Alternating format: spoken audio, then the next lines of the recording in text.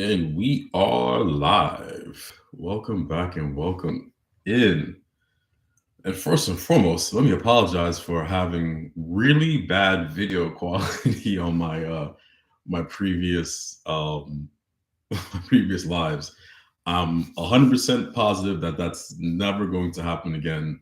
And if it does, my bad. But I think I got this live stream down pat a little bit. So that part is good. So we should not be having any bad quality moving forward. Uh, just also want to apologize for not being around for a bit. Definitely going to try to be more consistent and more focused moving forward. But without further ado, let's get into this past weekend's festivities. UFC 305, the return of Israel Adesanya, former two-time middleweight champion against current middleweight champion Dricus du Plessis. And moving forward, I will just be saying DDP.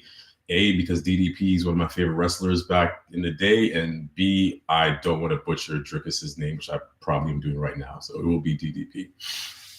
But overall, the UFC 305 card was actually surprisingly good. Going into it, I didn't have high expectations for any fight outside of the main event. And even while watching the live, I think I was kind of just anticipating how that would play out. But in hindsight, I was really pleased with the overall card. I think typically when the UFC goes overseas, they put a lot of guys who are local, but they don't put a lot of guys who are good or are carry any type of name recognition outside of their local market. But I definitely think with this card, they did a good job with their matchups. Not really heavy in terms of name power, but definitely really heavy in terms of matchups and the quality of the matchups that they put forward. So kudos to the UFC matchmakers on the UFC 305 card.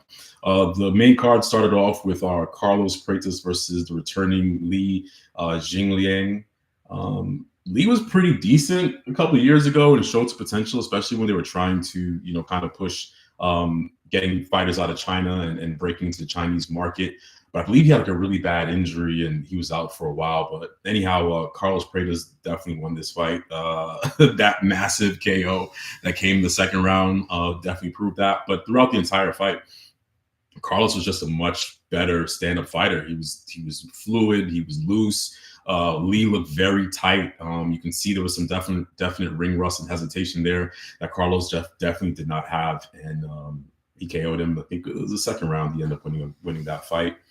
Moving to the heavyweights, so Jairzinho Rosenstrike versus Tai Tuivasa, and Tai, I think now this is his fifth consecutive loss.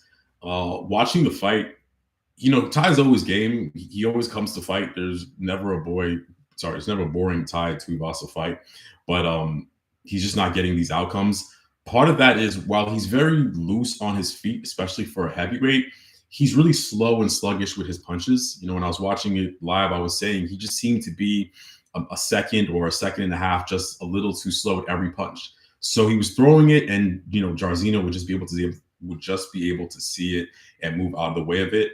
And Rosenstrike was a little tight to start the first round. I think both fighters were feeling each other out, and he also got a little bit loose, in the second and third round, and even towards the end of the fight, he looked definitely comfortable in there. Once he got his timing down, once he picked up on Tuivasa's tendencies, he looked super comfortable. He dictated the entire flow of that fight from I would say a minute left in the first round all the way to the end.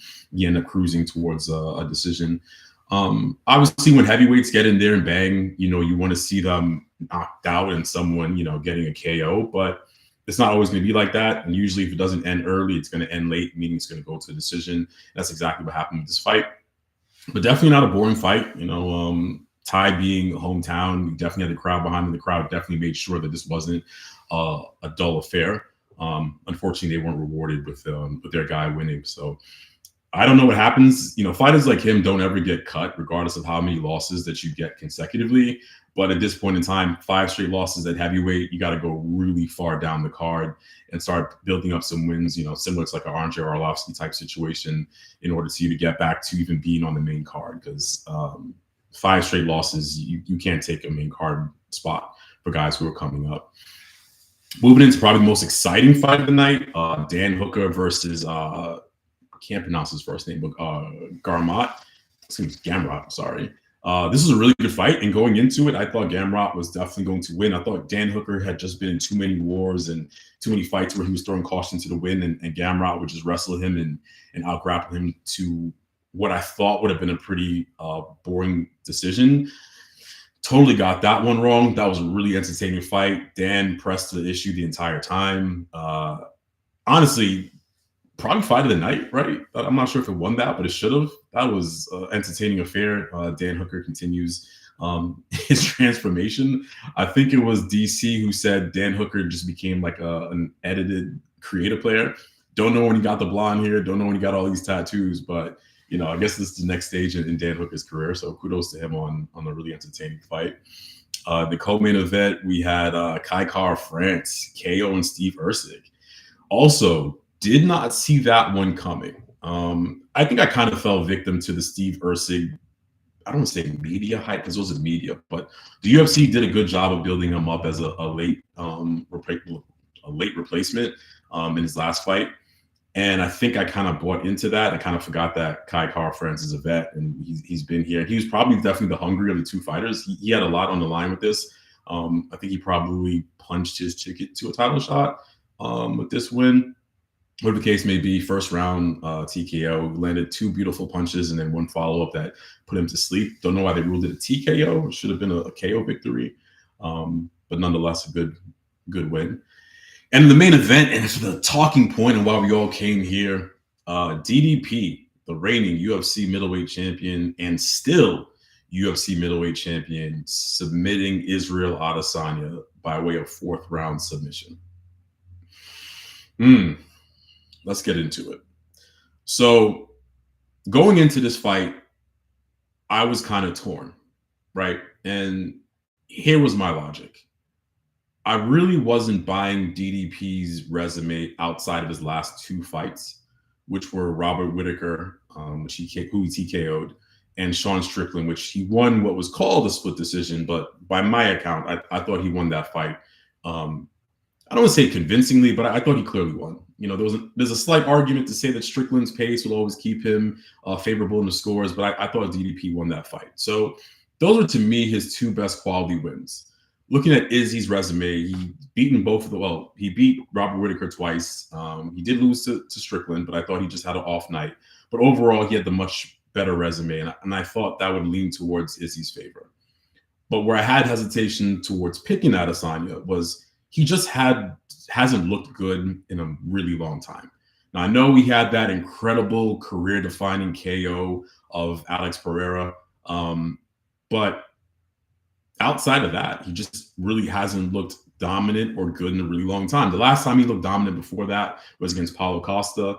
The last time he looked really good was against Jared Cannonier. Excuse me, but Izzy just has not looked the same. And I worried about that going into this fight. I looked at it and I said, he's the older of the two fighters. He has the most wear and tear. He's had two losses in his last four fights going into that, whereas DDP didn't. And I just felt that there comes a point in every great athlete's career where father time steps in. Like the great ones avoid father time for so long, but when it hits, it's really abrupt and you can notice it. And I think that's what happened with Izzy. When I think back to his rematch with Robert Whittaker, is the first time I realized like he had lost a step, or I questioned at least if he had lost a step. And I wondered if that was just me overthinking things as a fan or as an analyst, or if it really was accurate. So going into this fight, it was 50-50, it was a toss-up, but I kind of felt like, okay, Izzy has beaten the better fighters. He has the better resume. He should have a lot to prove because his last fight was so dull and uninspiring. He should be able to pull out a late fourth or fifth round KO. The fight starts, and my trepidation towards DDP's fighting style, where he throws these, he does not have a very aesthetically pleasing style of fighting. I've seen MMA sites say it looks goofy, and I've seen MMA fighters say that it's goofy. I don't think his style is goofy. It's just not fluid, right? Like it's just there's skill behind it, but it's just not very aesthetically pleasing. But don't be fooled into thinking that it's not skillful, right? It just doesn't look as crisp as some other fighters, especially not historically in that division, and you have a division whose two greatest fighters are two great strikers in Anderson Silva and Israel Adesanya. Here comes now the reigning champion, and he's known for his striking. It looks nothing like that. Again, not as aesthetically pleasing, but no less effective. So DDP is throwing his junk, and I mean that respectfully, and Izzy's kind of moving out of the way of it a little bit. But I'm noticing Izzy's just a little bit slower than he typically is, right? And what I've seen in Adesanya's recent fights is what I see and what the criticism is towards one of my favorite boxers, which is Shakur Stevenson. He fights this amateur style where it's, a combination 1-2-3 or 1-2 reset, 1-2 retreat. It's not 1-2 KO attempt, 1-2 power shot. It's very strange. And it's not something he had done before. If he was doing it in fights before, he did that to set up the killer combination, right? So yeah, he did the 1-2-3 reset, 1-2-3 retreat. And then the third or fourth time he does that, whether within the fight of the round, he's landing a powerful shot looking to get the win. We haven't seen that from him in quite some time.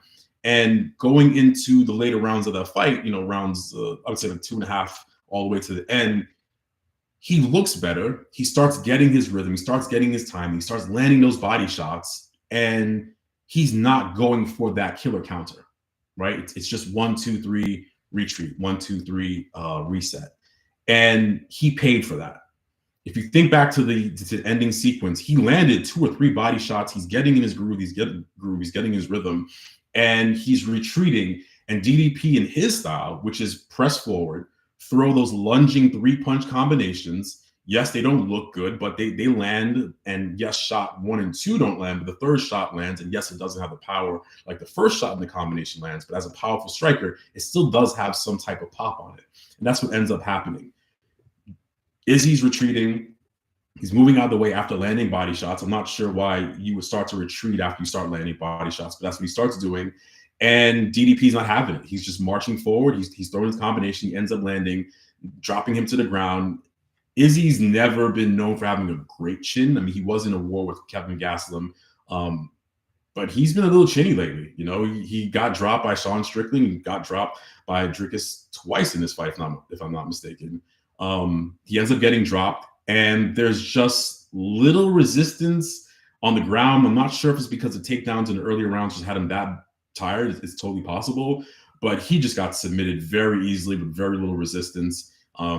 He said it was a slight mistake that he made. It looked more amateur than anything else. It didn't look like a mistake. It looked like he not gave up, because by no means did he give up, but it definitely looked like he didn't give as much resistance as you would like, or you would think he'd potentially have at this level. For whatever reason, if it was fatigue, if it was just, as he said, a mental error, whatever it was, there just wasn't much resistance towards the face crank, which ultimately ended the fight in the 4th round, and DDP gets the win. So where do we go from here? For DDP, he now is the reigning defending middleweight champion in a division with little to no real contenders. Right, he's going to have a rematch sometime in the near future. He's probably going to have at least 2 rematches, potentially 3 rematches in his next few fights, just because that division just has not bred new talent or new contenders. Historically, it's always been a weak division, and now it's probably the weakest division. Yeah, I mean, off the top of my head, I'm thinking it is definitely the weakest division. So the best fight for him, I think the UFC is just going to do him versus Sean Strickland again. Obviously, their last fight was for the title. Strickland lost it. It was a split decision. Strickland won his last fight, also a split decision against Paulo Costa. So he has the most stake in fighting for the title next. For DDP, I know Alex Pereira had sent a shot on one of the platforms, social media platforms, warning him, basically teasing a potential drop back down to middleweight to regain his title. I love Alex, and I think he's the most popular fighter in MMA right now, and everyone's calling for him to fight everyone from 185 to 205 to 265. But at the moment, he's got his hands full with Khalil Roundtree, which That fight is absolutely an amazing fight on paper, and I think can't disappoint. Those are two elite level kickboxing strikers who are just going to go at it. There'll be no takedowns. There's probably going to be a very little feeling out process. I think those guys get at it maybe a minute into that fight, and that should be an incredible fight. But Alex has his hands full, so entertaining thoughts of dropping down to 185 when you were a full 205 and teasing 265 doesn't make much sense. Commercially, you can definitely sell that fight, especially if the UFC are trying to keep their word and have a UFC Africa card in 2025. That's an easy fight to sell. Reigning 205 champion and former 185 champion against current 185 champion. And again, most popular fighter in the company right now. So that's an easy fight to market to the casuals and definitely to the masses. But I just don't think it makes sense. It's fun and I'd love to see it. I'm not knocking it. But like I said, I think Alex has his hands full with Khalil Rountree, and I think Sean Strickland is a much more deserving title contender at this point in time. Outside of that, I guess maybe Jared Cannonier can get a shot. Robert Whitaker is probably going to get the shot after Sean Strickland if DDP comes out victorious in that fight. And that's why I said DDP is probably going to have a couple of rematches in his foreseeable future if he continues to win. Personally, I don't like the UFC's habit of having quick turnaround rematches, and I think more fighters should speak up against it. I think when you make it to the top of the division, whatever division that is, and you are the reigning champion, and you have to then circle the block to fight a guy you fought before, and sometimes fight guys multiple times, you're doing yourself a disservice because you are not learning new styles and learning to adapt to fight new styles. You're learning how to fight a guy who you fought and probably beat before, and the entire division is learning how to fight you. It's a recipe for disaster. I think the UFC leans too much into rematches, and I think it's a fast way to cut a guy's career short. It's hard enough to get title shots, especially depending on who you are. We've seen fighters go on almost double-digit win streaks and not get title shots, or have 7, 8 or 9 wins in a row before they get a title shot. So it's very important once you get that title to hold on to it. Obviously, you have to fight who your contenders are, but I just wish fighters be more selective when going after these multiple rematches. I always use Cain Velasquez as the prime example. Cain has all the talent and the skill of the world to be hands down the greatest heavyweight fighter of all time. And he just kept fighting the same guys for about 3 years. It was just Bigfoot and JDS. He had 3 fights against JDS and 2 fights against Bigfoot, all sandwiched together. Goes in there against Fabricio Verdum, a guy whose style he has not prepared for, and he hasn't even had on his radar for the past 3 years, and he just gets smoked, and that's the end of him. I just think the constant rematches are not good. So, sticking on topic, DDP, as I say that, he's probably going to have to rematch Sean Strickland. He's probably going to have to rematch Robert Whitaker. So, can't avoid that. As for Israel Adesanya, what is next for him? Let's get into it. For Izzy, at 35, 36, how old is Izzy? Let me see. Izzy, I think, is 36. He's 35. Sorry, just turned 35. Okay. He just turned 35. He is already a UFC Hall of Famer. He's, easily the second greatest UFC middleweight of all time, and one of the most entertaining guys to ever step in the octagon. But there's a clear degradation in skill and athleticism that has taken place, and arguably motivation too. He seems a little bit, I don't say broken, I think that's a cliche term, but he seems to be in a different headspace than he was before. He's always been a family man. That's not new, but when you lose and you're like, well, I don't care if I win or loss, I'm just doing this for my family. I think the guys who are the champions and the reigning champions and the top fighters, yes, they're doing this for their family, but their losses, they take a little bit more personal and they want to get back out there. He seemed a little complacent with his loss. I'm not sure if that's just a front or if that's just, him keeping up the persona and the not the gimmick, but the persona. But, I prefer for him to be a little bit more upset if that was such a simple mistake that it was, I would prefer he was more upset that he made that mistake and not just kind of resting in the fact that he felt so great going into the fight and it's the best he's ever felt. If you feel the best you felt and you made a simple mistake, you should be mad at yourself. And I didn't get that sense from him at all in the press conference, whether it was post fight in the cage or in the press conference afterwards. But I think there's a clear diminishment in skills, and this kind of brings an end to him probably fighting for titles, unless he goes on a mad streak and takes fights like Neil Magny or something like that, where it's like every other card and beats everyone, which you wouldn't advise someone of his status doing anyway. I don't see him working I don't see him working his way back up to another title shot. That just doesn't seem realistic. So the fight I think he should entertain, and a fight that I think would allow him to still headline a non-pay-per-view card, is a fight at 205 against Yuri Prochazka. Both of those guys should not be fighting for a title anytime soon. They've both lost title fights, convincingly lost title fights. And both of those guys are probably either better than the competition below them or have done more than the competition below them, where they can kind of pick and choose their fights. And they're both strikers. I think Yuri's herky jerk style will force Izzy to have to strike. It would kind of be like fighting a bigger DDP.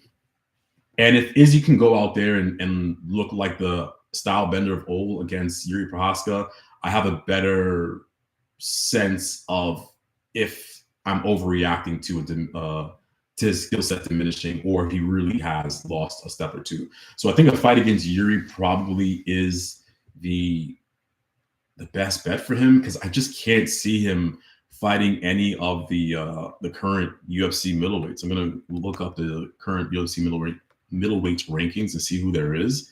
But you've got to imagine he's got to drop down significantly, and then the guys in front of him, I just don't see him fighting anyone else. So let's see, middleweight. Sean Strickland, Izzy's got to drop. Robert Whittaker, please, they can't fight again. What's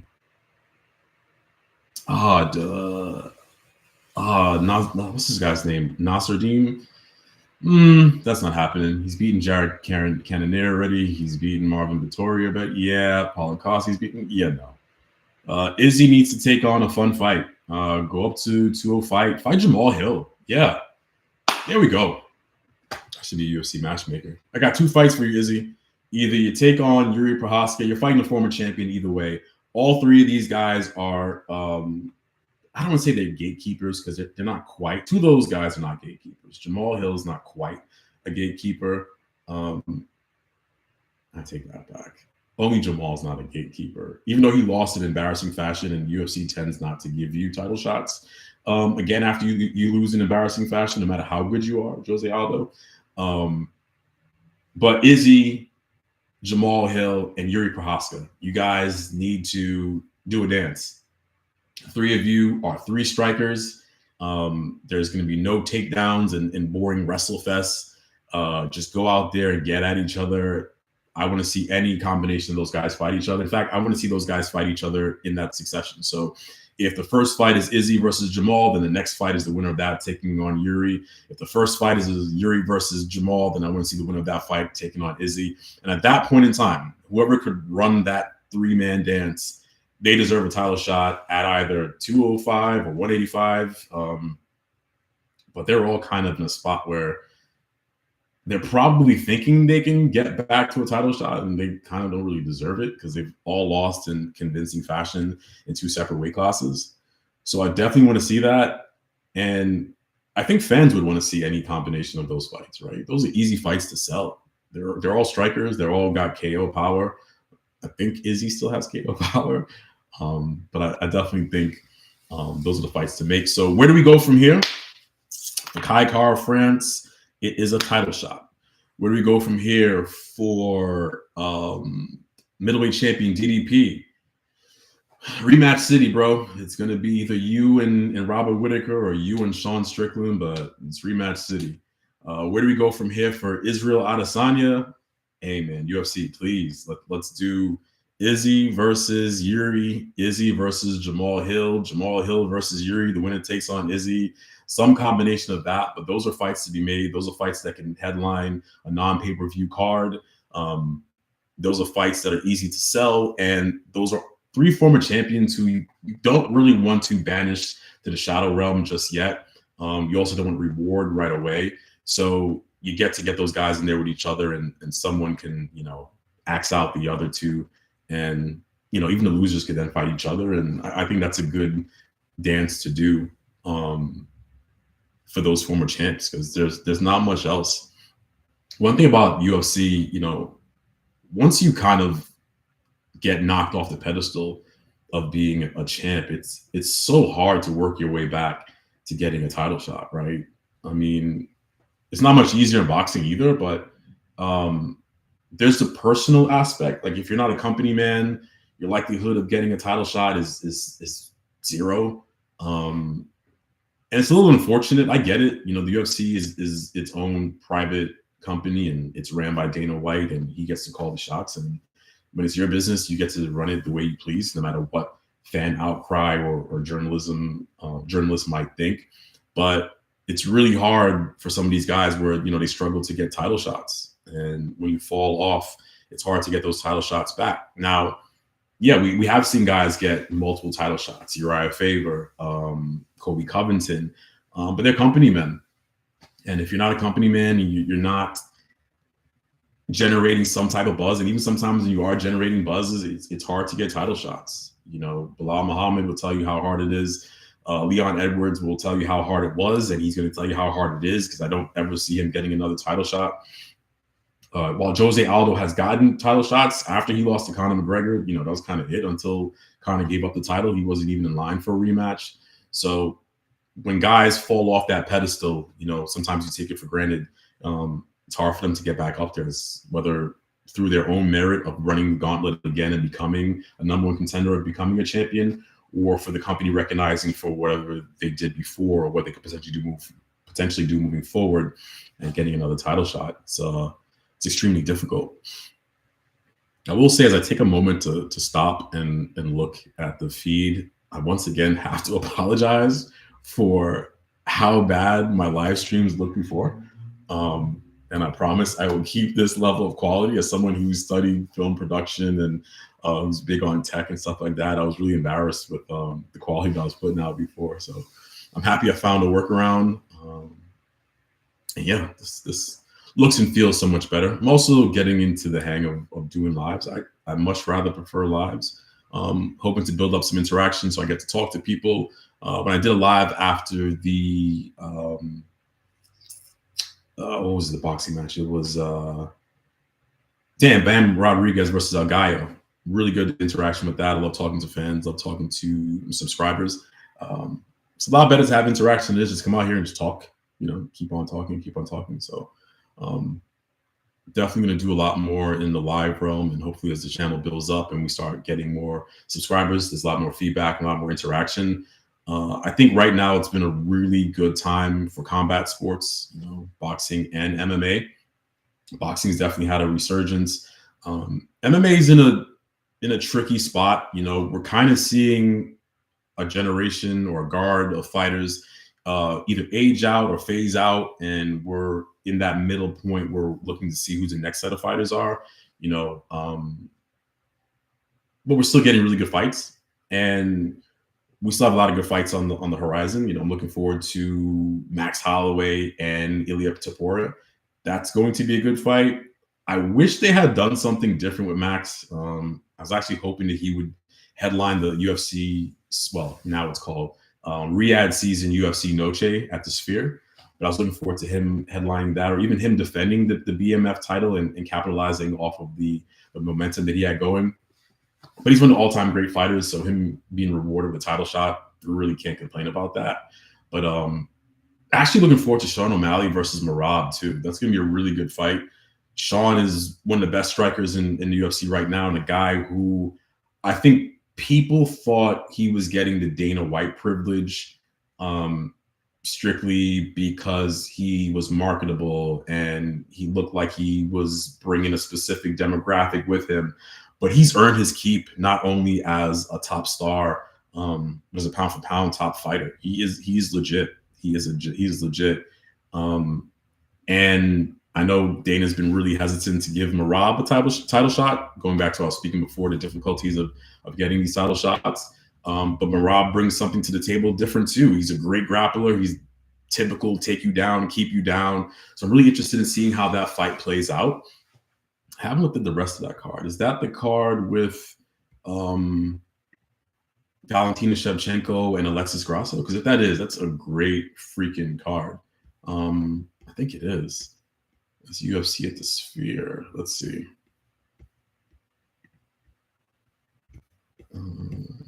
Got a lot of fight nights coming up. Yeah, okay. So UFC 306, Riyadh season, Noche UFC. It's the longest title ever. But yeah, Sean O'Malley versus Merab and Alexa Grasso versus Valentina Shevchenko in the third fight. That's going to be a banger. Absolute banger. Their last two fights have been really good.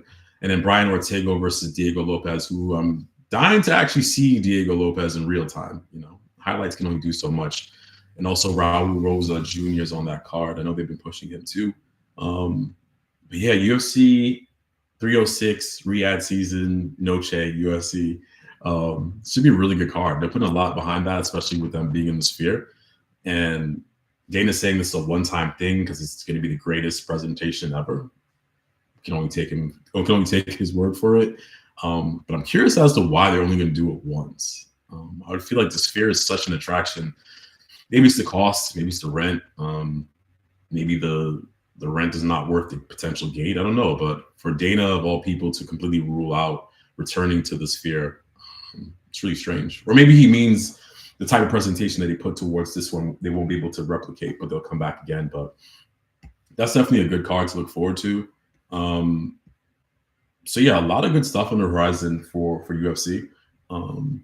Boxing just had a crazy streak of fights and capped off with Bud Crawford coming back and beating Ishmael. Oh my goodness, his name. I apologize. Not Ishmael. Israel Madrimov. Sorry about that. So yeah, combat sports is definitely doing really good right now. It's a great time to be covering it. It's a great time to be a fan of it. You know, for so long we were kind of left in the dark when it came to big MMA fights and big boxing matches. You know, we were struggling to get cards that were worth covering and worth talking about. Guys were just ducking each other forever. And credit to Canelo, credit to Turki Al-Sheikh, and credit to the fighters. Granted, I think a lot of it is financially driven, but whatever it takes to get them in there and fight each other, it's definitely been worth it. But it's been good. So again, just a final recap. Sorry for the bad quality on the live streams before. It's not going to happen again. Sorry for the inconsistency. Also, hopefully, doesn't happen again. Where do we go from here for DDP? Rematch, either Robert Whittaker or Sean Strickland. Where do we go from here for Israel Adesanya? 205 or catch weight against Yuri Prohaska or against Jamal Hill, or Jamal Hill against Yuri Prohaska, and the winner of that fights Israel Adesanya. Some combination of those three fighters fighting each other. I want to see that stand-up war.